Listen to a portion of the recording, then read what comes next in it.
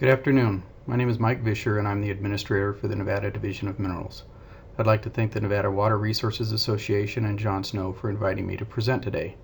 First, a brief bio. For 15 years prior to working for the division, I worked for a gold mining company as an exploration geologist throughout Nevada, though mostly on the Carlin Trend. I've been with the division for 16 years, having served as the Abandoned Minelands Chief and the Deputy Administrator prior to being appointed as the Administrator in April of 2020. The division is the state regulating agency for the drilling and operation of oil, gas, and geothermal wells. Today I'll be talking about how and when the geothermal industry was regulated in the state, a bit of how electricity from geothermal is produced, and where those productive fields are located. Geothermal energy development in Nevada received a jump start in the 1970s as a result of three key federal acts. The Geothermal Steam Act, enacted in 1970, provided the Secretary of the Interior with authority to lease public lands for geothermal exploration and development in an environmentally sound manner. The USGS was the delegated authority. The Geothermal Energy Research, Development, and Demonstration Act of 1974 instituted the Geothermal Loan Guarantee Program, which provided for investment security to develop technologies to exploit geothermal resources. And then following the 1973 oil crisis, the Department of Energy Organization Act of 1977 consolidated the Federal Energy Administration, the Energy Research and Development Administration, and the Federal Power Commission. Since then, numerous DOE grants and projects have been and continue to be instrumental in furthering geothermal development, particularly in Nevada. As shown by this somewhat dated and simplistic map, with its high thermal gradients and relatively shallow resource depths, it's not surprising that Nevada quickly became the focus for geothermal exploration. But first, Nevada needed to establish some authority and ground rules specific to geothermal. In 1975, the Nevada legislature passed Senate Bill 158 to define geothermal resource as the heat or other associated geothermal energy found beneath the surface of the earth. It also authorized the state engineer to adopt regulations necessary to ensure the, quote, proper development, control, and conservation of Nevada's geothermal resources, and also to clarify that, quote, any water and steam encountered during geothermal exploration is subject to the appropriation procedures of NRS 533 and 534. In 1981, some specificity was added which quickly transformed the concept of a geothermal resource to a tangible asset and property right.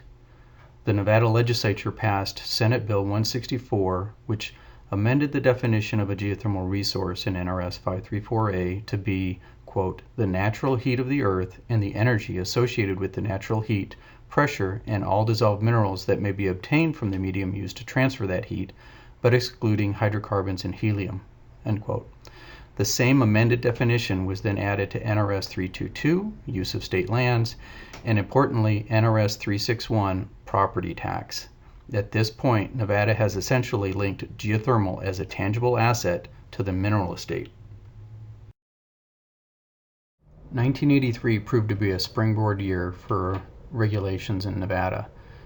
The Nevada legislature passed Assembly Bill 335 to promote the efficient, orderly, and economical conduct of the various activities for the encouragement, advancement, and protection of mining and the production of geothermal energy, oil, gas, and coal in the state, as well as to achieve an equitable and reasonable balance between mineral and other legitimate interests and the realistic utilization of the public land and its surface and subsurface resources. This bill created the Commission on Mineral Resources and the Department of Minerals and abolished the Department of Energy. On public lands, the delegated authority was transferred from the USGS to the BLM, and two regulatory agencies are now involved with permitting on public lands, with BLM acting as the lead. Also in 1983, the same bill amended NRS 534A, Geothermal Resources, to clarify geothermal ownership, as the owner of real property owns the right to the underlying geothermal resources unless they've been reserved or conveyed to another person.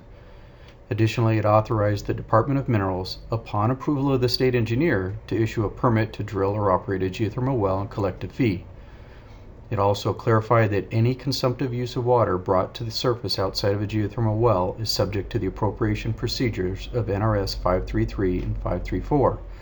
Importantly, the bill also amended NRS 362, Taxes on Proceeds of Minerals, to include, quote, proceeds of all operations extracting geothermal steam for profit, unquote, as part of the net proceeds of all operating mines. Okay, so now that geothermal is a realized asset, who owns it?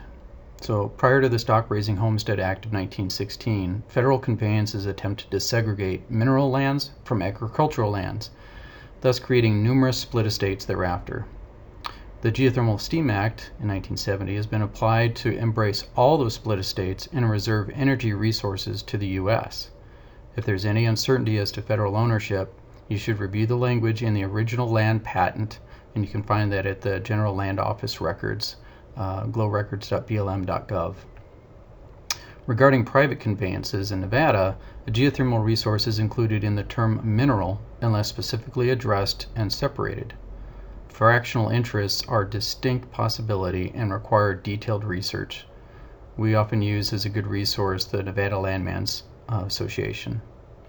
The geothermal resource ownership is separate from water rights, and any consumptive use of water is still subject to appropriation procedures of NRS 533 and 534. This leads to the next logical question. So what about dissolved minerals associated with the geothermal resource? Well, on the federal side, definitions, geothermal resources means geothermal steam and associated geothermal resources, which include any mineral or minerals, exclusive of oil, hydrocarbon gas, and helium, which are found in solution or in association with the geothermal steam and which have a value of less than 75% of the value of the steam, or are not because of quantity, quality, or technical difficulties in extraction and production of sufficient value to warrant extraction and production by themselves. If byproduct minerals capable of being produced in commercial quantities are leasable, and the leasehold is primarily now valuable for the production thereof, the lease may be converted. If the byproduct minerals are not leasable and are locatable, then location of mining claims are required. In Nevada, on non-federal land, there's no distinction. Remember, all dissolved minerals that may be obtained from the medium used to transfer the heat, but excluding hydrocarbons and helium, unless otherwise reserved or conveyed. Legislative changes in 1985 reflect some fine-tuning resulting from real-world exploration and production practices. The legislature passed Senate Bill 354 to clarify that consumptive use does not apply to the water that's removed from an aquifer or geothermal reservoir to develop and obtain geothermal resources if the water is returned to or reinjected in the same aquifer or reservoir, or the reasonable loss of water during a test of a geothermal well or because of the temporary failure of a system for reinjection. It eliminated the state engineer's approval requirement for a permit. However, copies of the application for a permit must be shared with the state engineer, NDEP, and wildlife. It also amended the geothermal component of taxation's net proceeds of all operating mines to operations extracting geothermal resources for profit, except an operation which uses natural hot water to enhance the growth of animal or plant life. The Renewable Portfolio Standards enacted in Nevada and California beginning in the early 2000s further spurred geothermal development along with solar and wind energy development. In 2001, the Nevada legislature passed Senate Bill 372, requiring electric service providers to generate or acquire 15% of the total amount of electricity sold from renewable energy systems by 2013, starting with not less than 5% in 2003 and then increasing 2% biannually. In 2009, they passed Assembly Bill 387, which increased the requirement to 25% by 2025. And then in 2019, the legislature passed Senate Bill 358, which increased the requirement to 24% in 2021 and increasing to 50% by 2030. In California, their program was established in 2002 with 20% by 2017. This was increased in 2015 to 50% by 2030 and increased it again in 2018 to 65% requirement by 2030.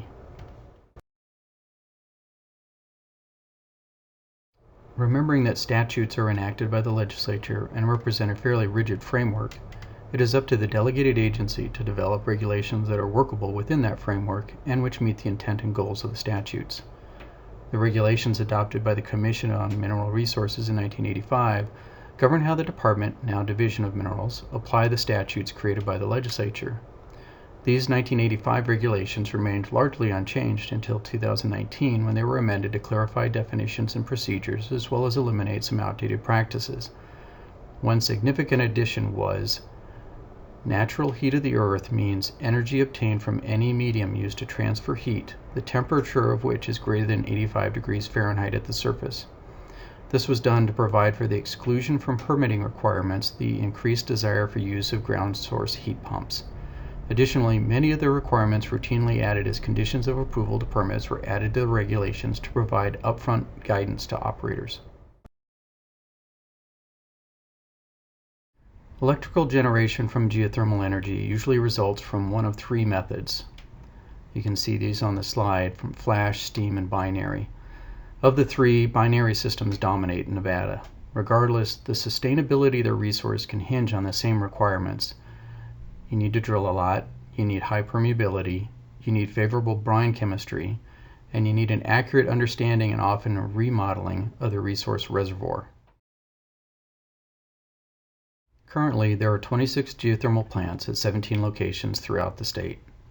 Nevada's current geothermal fields exist predominantly in the northern portion of the state and have an average temperature of around 277 degrees Fahrenheit. At this temperature, plants rely mostly on binary systems to effectively operate. The map shown on the left displays geothermal plant locations, and on the right, the associated average temperatures spanning all years of production, which vary from approximately 175 to 325 degrees. Nevada has been in the geothermal business since the mid-1980s. This timeline shows when Nevada's electrical power plants were brought online, with the labeled blue bar corresponding to the year and the length of the bar corresponding to the plant's nameplate capacity in megawatt hours. Underlined plant names signify flash plants, and plants with names in italics indicate plants that are no longer in commission. Not shown on this graph are domestic, commercial, or local utility use. I'm going to zoom in on this graph so we can look at it a little more closely. Wabasco was the first geothermal plant in Nevada and has been running a binary system since it started in 1984. A mix of binary and flash systems were developed throughout the late 1980s, with Biawaway and Dixie Valley flash plants still in operation today.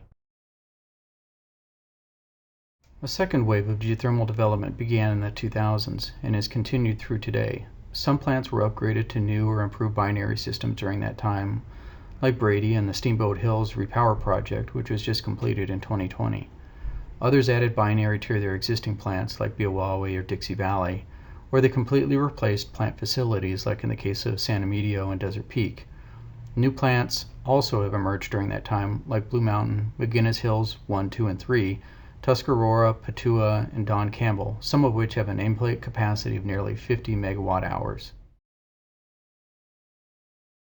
This graph shows the number of wells permitted and the number of wells drilled by type for each year since the division took over geothermal well permitting in 1985. Blue colors represent wells permitted, while the maroon colors represent wells that were actually drilled. The two darker colors at the tops of each bar graph represent thermal gradient and observation wells, which are used for exploration and reservoir monitoring respectively, and are the most numerous geothermal wells of the state. The next lighter colors on the stacked bars consist of industrial production and injection wells, which are used in the geothermal fields to produce energy. Domestic and commercial wells in gray make up the smallest segment of geothermal wells in the state. It's also interesting to note that 60% of the geothermal wells in the state are located on private property, 40% are located on federal lands. Building on the drilling activity yields this graph depicting historical geothermal power production. As you can see, production saw significant increases in the late 1980s and again in the 2000s, with the average price hovering under or around 8 cents per kilowatt hour in recent years. For 2019, production in the state increased by 12% to 3.9 million megawatt hours sold. Lastly, I'll conclude my presentation with a graphic on the value of geothermal production in Nevada. This graph depicts annual gross proceeds from sales and the net proceeds taxes paid from 1989 to 2019. This information comes from the Department of Taxation's Net Proceeds of Minerals bulletins. For this time period, the Nevada geothermal industry recorded a cumulative $2.85 billion in sales and paid over $27 million in net proceeds taxes. That concludes my presentation, but I'll still be available during the live Q&A immediately following the session to answer any questions, so hold on to any questions you may have until then. Thank you.